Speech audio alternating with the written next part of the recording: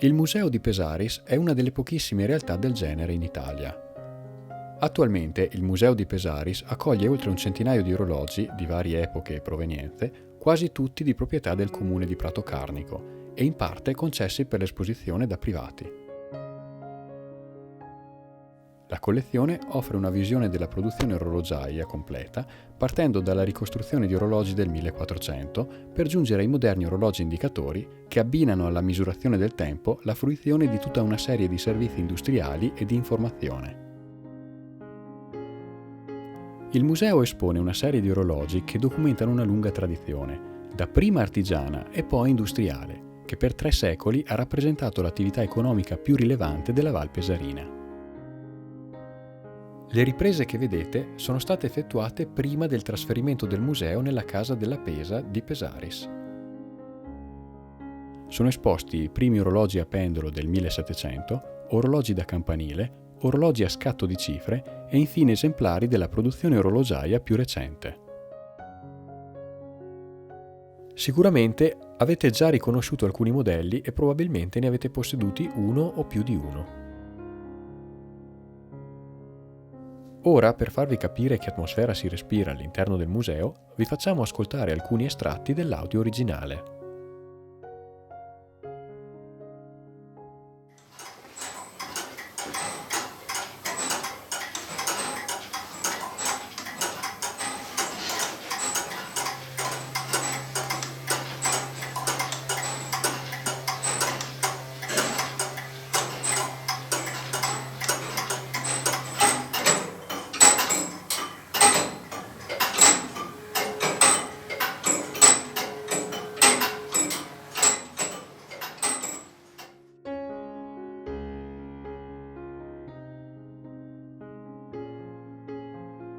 Orologi rilevazione presenze. Le prime rilevazioni delle presenze furono effettuate a metà anni 50 con orologi marcatempo che timbravano su cartellini cartacei l'ora d'ingresso e di uscita dei dipendenti.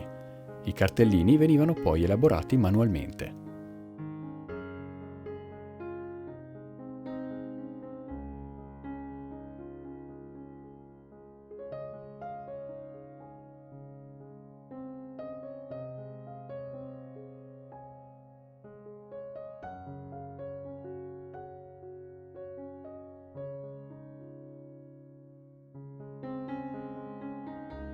L'evoluzione tecnologica.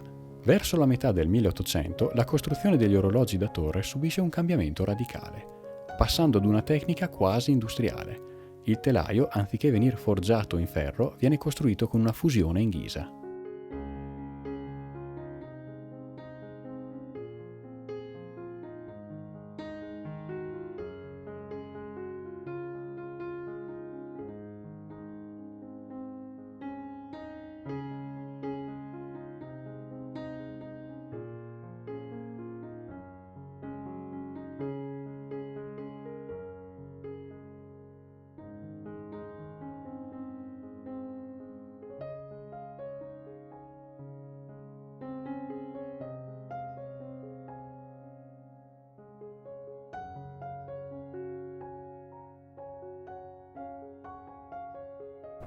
Gli orologi da torre.